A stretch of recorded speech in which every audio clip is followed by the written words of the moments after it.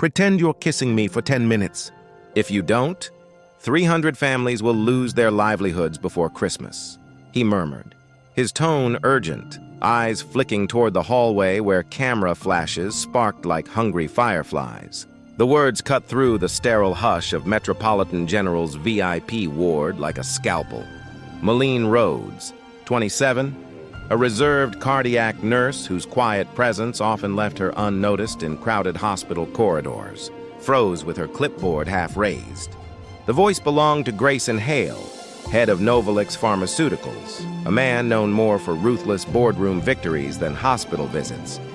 His storm gray eyes burned with a desperation that no CEO should ever show.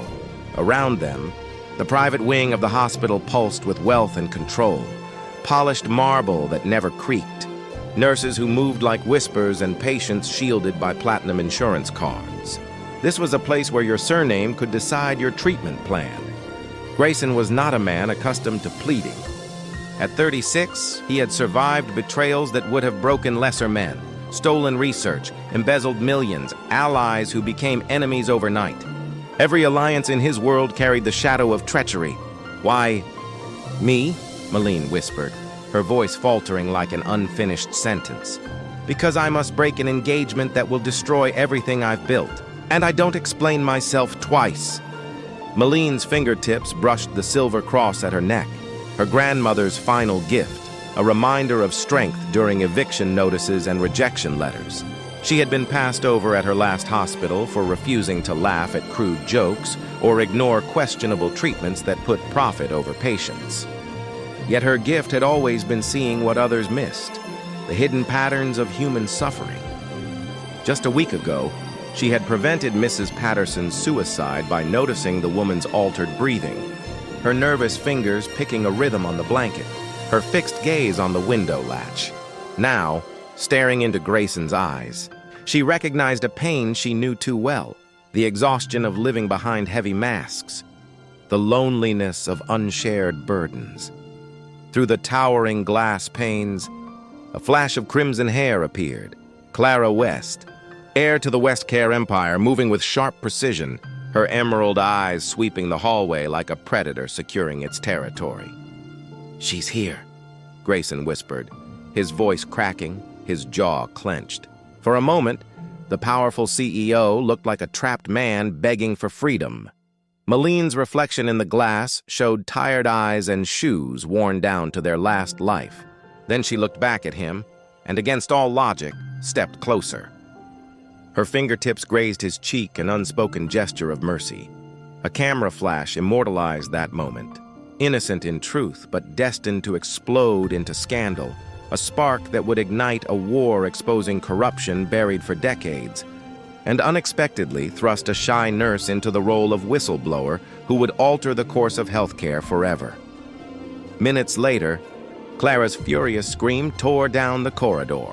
Her Louboutin heels struck marble like gunfire. "You pathetic little gold digger," she snarled, cornering Malene in a supply closet. "Do you think I don't see your game?" But Clara West's danger was not her rage, it was her precision.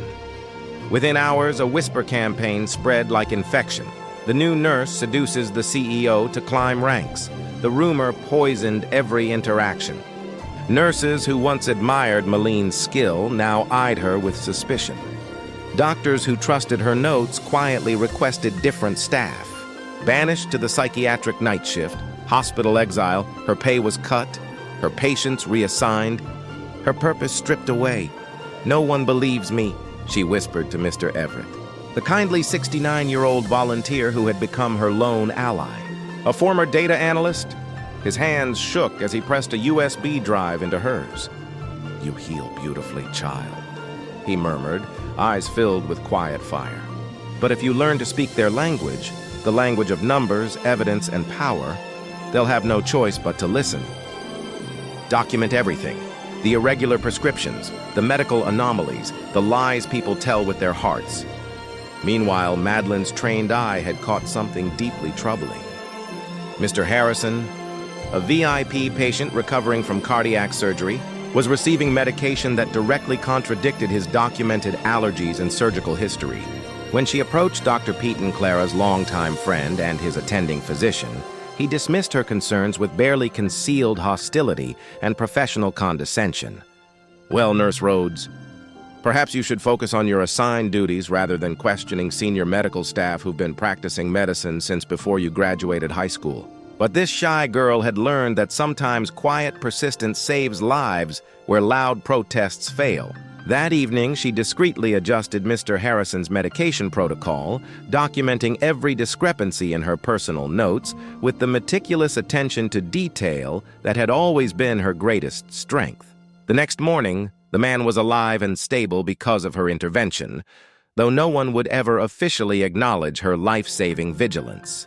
When Grayson heard about the incident through hospital gossip, he found her in the nearly empty cafeteria during her abbreviated lunch break, sitting alone with a cup of coffee and a sandwich that she'd obviously brought from home to save money. "Let me take you to dinner," he said, his voice carrying an urgency that surprised them both. "We need to talk about what's happening to you because of me." Maline's response was quiet steel wrapped in exhausted dignity. "I don't need you to rescue me with dinner invitations and guilt. I need you to stop pretending you don't see me being systematically destroyed for the crime of showing you one moment of human kindness." For the first time in years, Grayson Hale, master negotiator, corporate strategist man, who'd never met a hostile takeover he couldn't navigate, had absolutely no response. Her words cut through his defensive mechanisms like a scalpel through infected tissue, exposing the moral coward he'd become in matters that actually mattered. But Clara's campaign of destruction was just beginning to reveal its true scope and viciousness. She'd hired private investigators to excavate every vulnerable detail of Maline's past. Her mother's cancer treatment bills, her own crushing student loans, the 3 jobs she'd worked simultaneously through nursing school just to keep her head above water. To Clara, financial desperation was weakness to be exploited ammunition to be used in character assassination. The doctored video surfaced on social media at midnight like a carefully planted bomb. Professionally edited footage that transformed Maline's compassionate bedside manner into something predatory and inappropriate. The comment section exploded with anonymous vitriol predator in scrubs, fake nurse who bought her credentials, gold digger destroying healthcare. But the real shock was about to come because someone powerful was secretly watching every move Clara made. And what he discovered would change everything. The coordinated attack arrived at dawn with military precision. Maline found her hospital locker, emptied her access card permanently deactivated, and federal investigators waiting in the conference room like vultures circling fresh carry-in. The charges read like a prosecutor's dream: inappropriate sexual conduct with patients, systematic falsification of medical records, and accepting substantial bribes from pharmaceutical representatives seeking preferential treatment for their products. "I'm profoundly sorry, Maline," said Dr. Patricia Morrison, her voice carrying the professional neutrality of someone reading from a carefully prepared script. "Until this federal investigation reaches its conclusion, you are suspended without pay, pending potential criminal charges." The walk through the hospital corridors felt like a perp walk through her former life. Nurses who'd worked beside her for months suddenly discovered fascinating details about their shoes or clipboards. Doctors who'd once sought her medical insights now treated her like a contagious disease. Only Mr. Everett met her eyes directly his weathered face, conveying a complex message of sympathy, determination, and barely contained rage.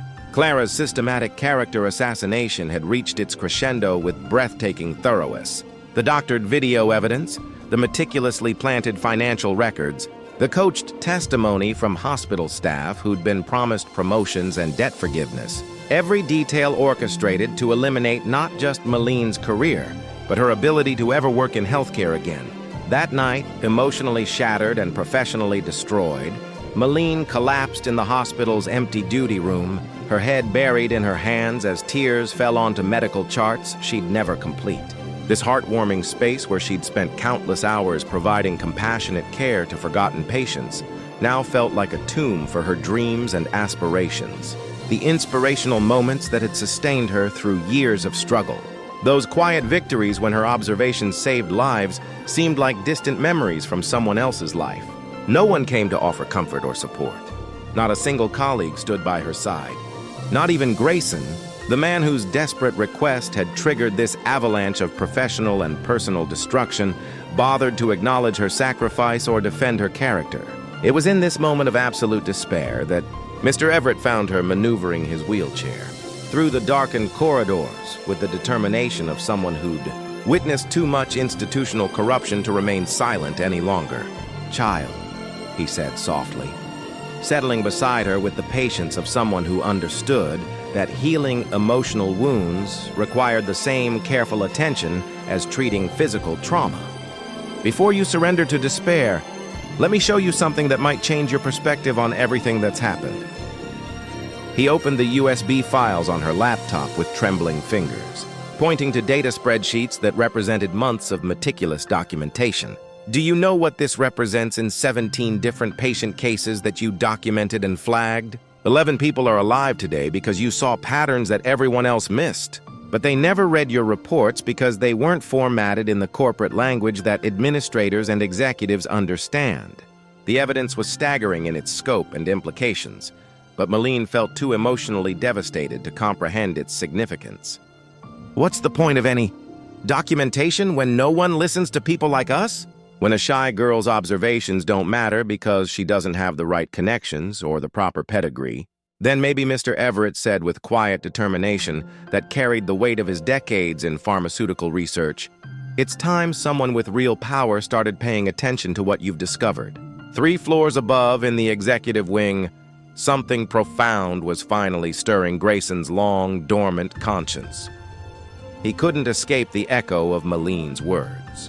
Couldn't ignore the mounting evidence that Clara's vindictive campaign went far beyond personal revenge into something infinitely more sinister and systematic.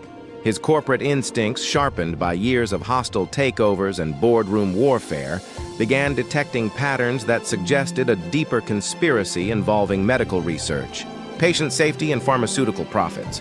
That night, driven by guilt and growing suspicion, he began systematically reviewing every medical case connected to the investigation.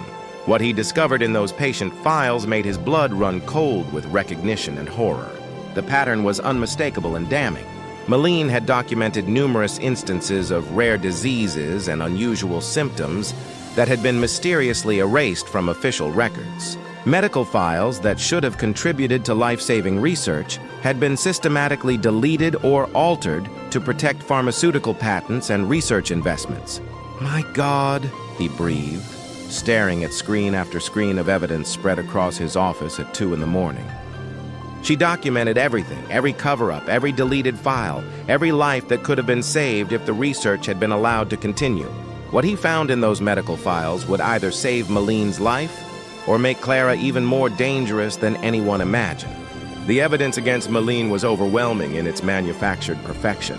But Clara's final masterpiece of character destruction revealed the true depth of her family's systematic corruption.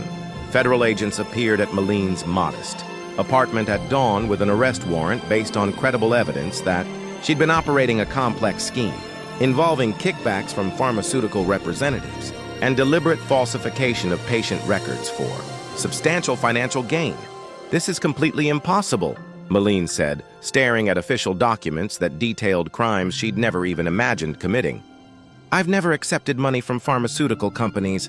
I've never altered a single patient record for any reason except accurate medical care." "Ma'am, we have extensive bank records showing irregular deposits to your personal account sworn, testimony from multiple hospital staff members about your inappropriate financial relationships, with patients and video surveillance evidence of you accepting envelopes from unidentified individuals with known pharmaceutical connections." The planted evidence was masterful in its thoroughness and attention to detail. Clara had orchestrated deposits into Malene's account through an intricate network of shell companies, professionally filmed her accepting simple thank you cards from grateful patients, and systematically coached hospital staff to provide damaging testimony in exchange for immediate promotions, substantial salary increases, and complete forgiveness of their own professional and personal debts. But while federal investigators were methodically building their fraudulent case against an innocent nurse, Grayson was conducting his own investigation with the precision and resources that had built his pharmaceutical empire from nothing into a global powerhouse. What he discovered over those sleepless weeks made him physically ill and spiritually devastated. The West family had been operating charitable medical foundations as elaborate money-laundering operations for decades, testing dangerous and unapproved experimental drugs on low-income patients who couldn't afford private healthcare, while simultaneously charging premium prices for established treatments to wealthy clients who could afford proper medical care. They had systematically destroyed the careers and reputations of researchers whose findings threatened their market dominance, not through violence or obvious criminal behavior, but through character assassination so thorough and professionally executed that entire careers simply evaporated without a trace. "Sir," his assistant's voice interrupted his concentration with obvious nervousness. "Miss West is here to see you. She seems particularly confident about something." Clara swept into his office wearing victory like the most expensive perfume money could buy. "Have you been following the news coverage, darling? Your little charity case is facing serious federal charges. Medical fraud, systematic patient exploitation, insurance scams, pharmaceutical kickbacks, the complete package. Clara, this has gone far beyond reasonable." "Has it really?"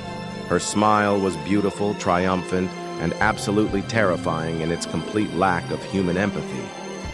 "She's just another delusional nurse from the wrong side of town who thought she could manipulate her way into our social circle. The federal authorities have overwhelming evidence of her extensive criminal activities, evidence that you meticulously planted and manufactured." Clara's composure never wavered. Her confidence built on generations of inherited power and institutional corruption, evidence that tells a compelling and believable story about a desperate woman who tried to exploit her position for financial gain. It's almost heartwarming, really, the inspirational narrative of a shy girl who overreached so dramatically. But in her arrogant confidence, Clara had made one critical error that would ultimately destroy her entire family's criminal enterprise. She had completely underestimated both Grayson's investigative capabilities and the meticulous, obsessive nature of Maline's medical documentation skills. "There's something important you should know," Grayson said quietly, his voice carrying the calm authority of someone who had finally found his moral backbone. "I've been systematically reviewing patient files from the past 5 years. Every case where experimental treatments were administered without proper informed consent. Every research project that was mysteriously defunded immediately after producing promising results that threatened existing pharmaceutical patents." For the first time in the conversation, Clara's perfectly practiced smile flickered with something that might have been genuine concern. "And the most fascinating discovery in all of this research, Maline documented everything with scientific precision. Every regulatory violation, every cover-up, every patient who received substandard care because providing proper treatment would have been less profitable for your family's business interests. You're fishing for information you don't actually possess, Grayson. You're bluffing about having anything concrete." "Am I really bluffing?" He opened his laptop with deliberate slowness, revealing page after page of damning evidence. Mrs. Catherine Liu, 67 years old, cardiac research subject who died exactly 3 days after receiving an experimental treatment that hadn't even completed basic safety trials. The informed consent document bears your personal signature. Clara authorizing medical research that was never properly disclosed to the patient or her family members. Clara's face went white with the recognition of her exposure. That was simply a clerical mistake, a regrettable administrative error. 17 separate clerical errors, all of them resulting in patient deaths or permanent disabilities, all involving patients who couldn't afford private health care and had no legal resources to investigate medical malpractice. As Clara Ara's carefully constructed facade began crumbling around her, she realized that her systematic destruction of one innocent nurse had accidentally exposed the largest medical fraud conspiracy in pharmaceutical industry history. But Clara West wasn't finished yet.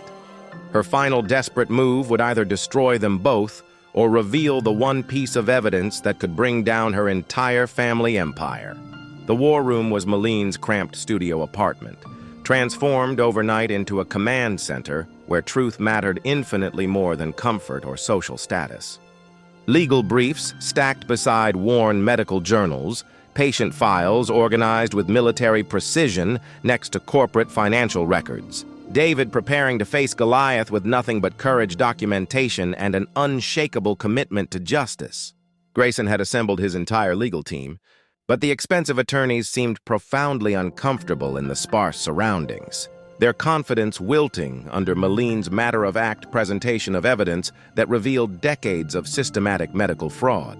She spoke with the measured precision of someone who'd witnessed too much human suffering to waste time on dramatic flourishes or emotional manipulation.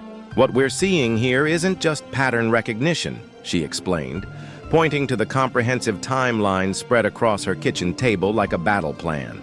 The West family doesn't simply destroy individual careers when researchers threaten their profits. They systematically eliminate entire research pathways that could save lives but reduce their pharmaceutical market share. The evidence was overwhelming in its scope and devastating in its implications. Dr. Sarah Chen's groundbreaking. Cardiac research had been completely defunded within weeks after she refused to falsify clinical trial results.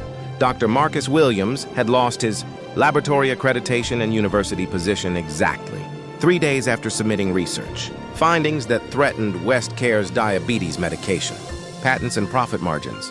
But Clara's sophisticated media machine was fighting back with every resource at their disposal. By noon, news vans surrounded Maline's building like an occupying army. By evening, every major network was broadcasting carefully crafted segments, painting her as an unhinged former employee, seeking revenge through increasingly outrageous accusations against a respected pharmaceutical family.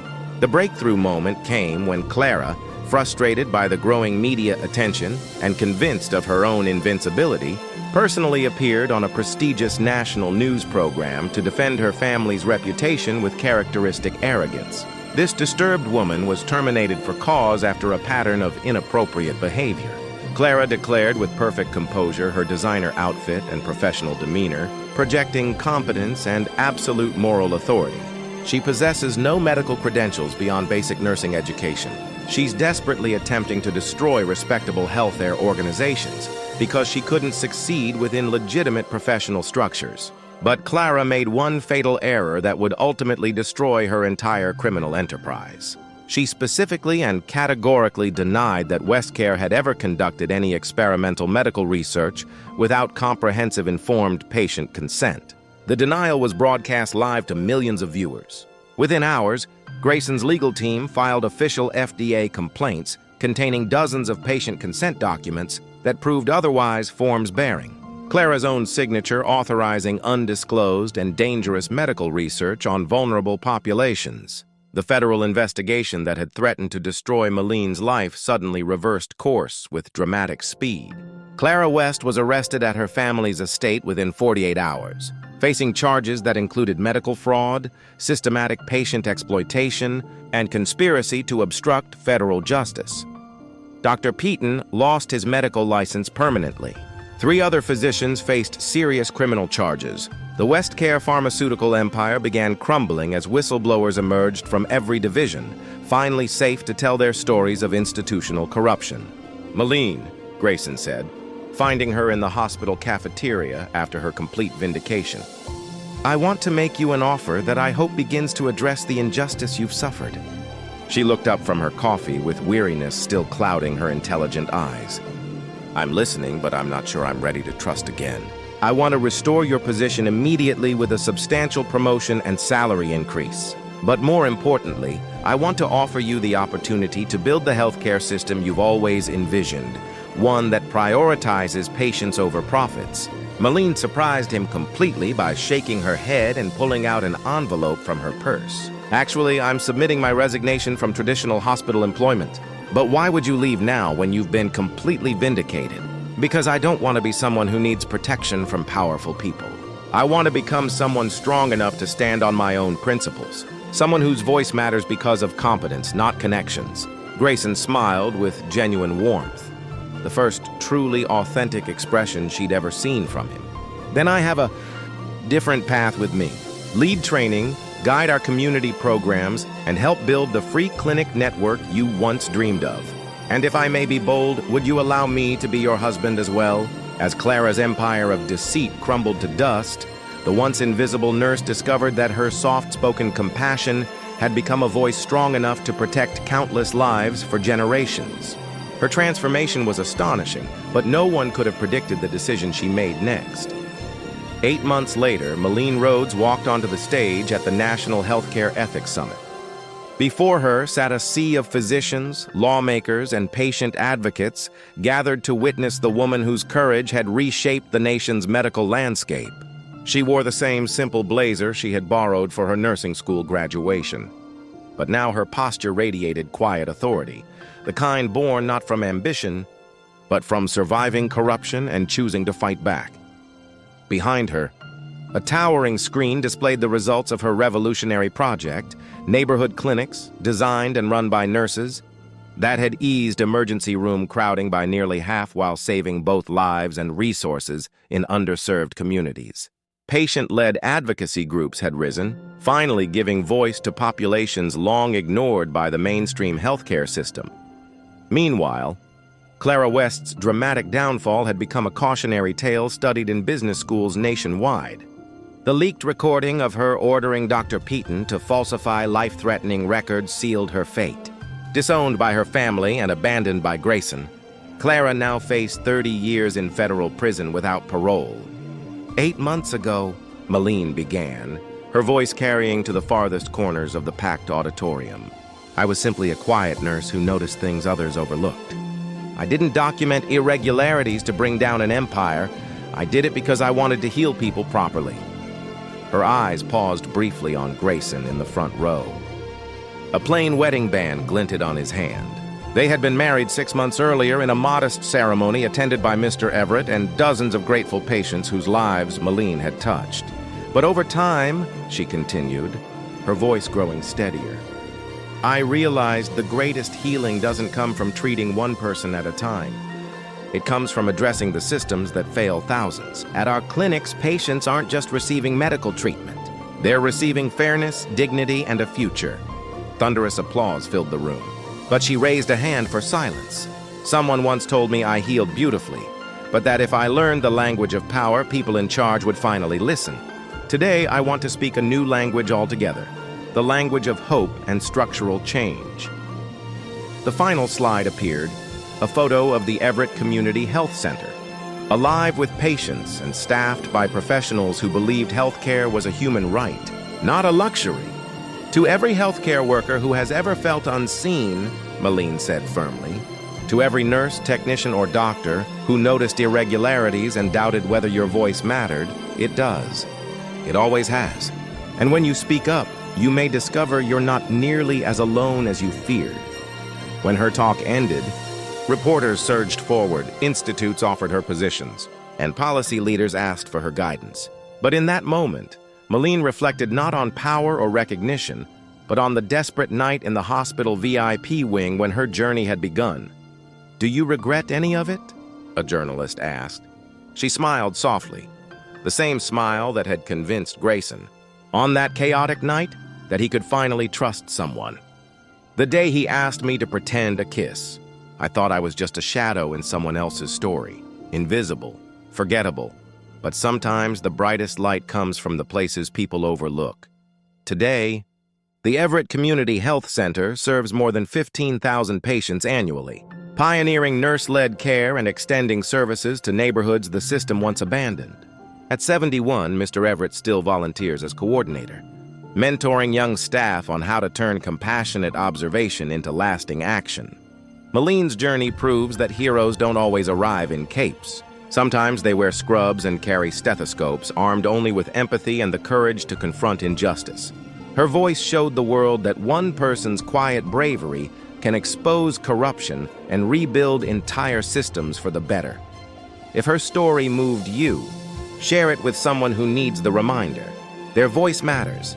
Their courage counts, and their actions can change lives.